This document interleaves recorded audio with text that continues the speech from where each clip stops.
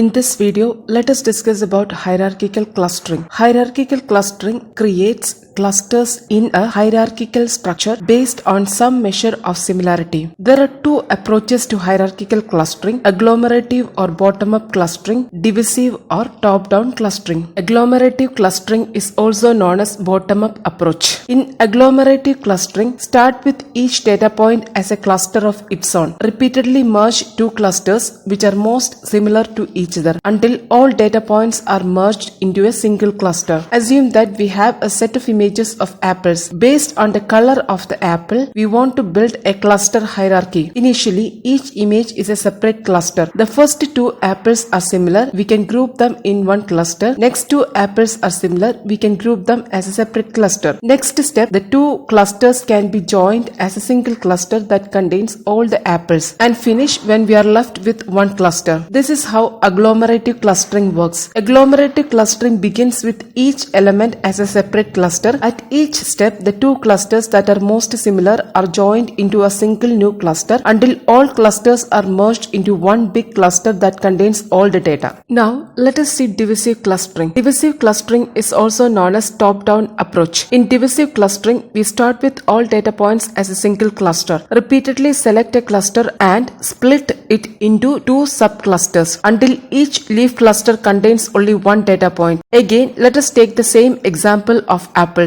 Let us apply divisive clustering. Initially, all the images are put in one single cluster. Divide it into two clusters in such a way that objects within a cluster are more similar. Then divide the first subcluster into two. Similarly, divide the second subcluster into two. Since all the subclusters have only one data item, we stop the process. Divisive approach begins with the whole set as a single cluster and proceed to divide it into small clusters until there is one cluster for each data. Hierarchical clustering is usually accompanied by a dendrogram. Dendrogram is a tree-like structure that is used to depict hierarchical clustering. It indicates both the similarity and the order in which the clusters were formed. Let us consider that we have 6 data points on a two-dimensional plane with xy coordinates. Let us apply hierarchical agglomerative clustering. Initially, each data point is a cluster. Now, find the two clusters with the shortest distance between them. Here, P3 and P4 has the shortest distance. Form them as a single cluster. Let us draw the dendrogram corresponding to this. The next similar group is P5 and P6. Cluster them together. Draw the dendrogram.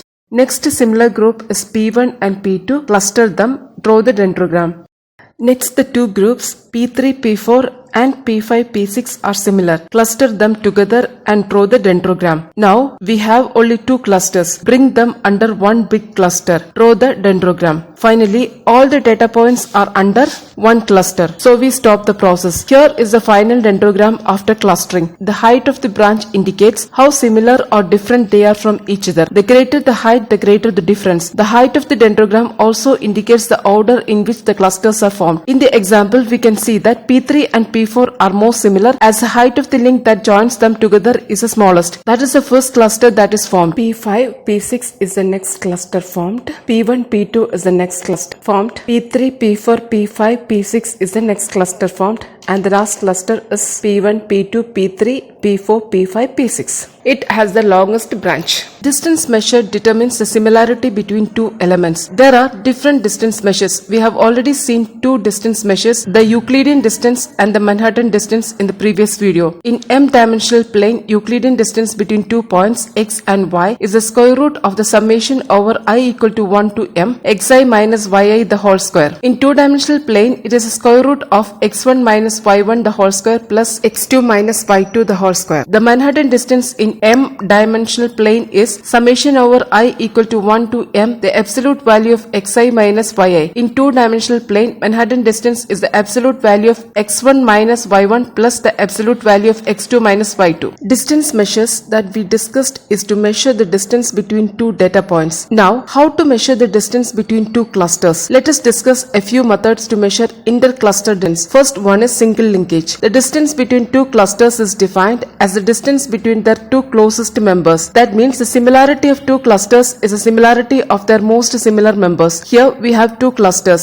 These 2 points are the closest points. Measure the distance between them. You can use any of the distance measures. Then you will get the intercluster distance using single linkage. Next one is complete linkage. The distance between two clusters is defined as the distance between their two farthest members. That means the similarity of two clusters is a similarity of their most dissimilar members. These are the farthest point. Measure the distance between them. You will get the intercluster distance using complete linkage. Next is centroid. The distance between two clusters is defined as the distance between their centroids or the center of the clusters. Take the centroid of the two clusters and measure the distance. You will get the intercluster distance using centroid. Next one is average linkage. The distance between two clusters is defined as the average distance between each of the members belonging to different clusters. Here the distance from each data point in one cluster to another cluster is measured and its average is taken as the intercluster distance.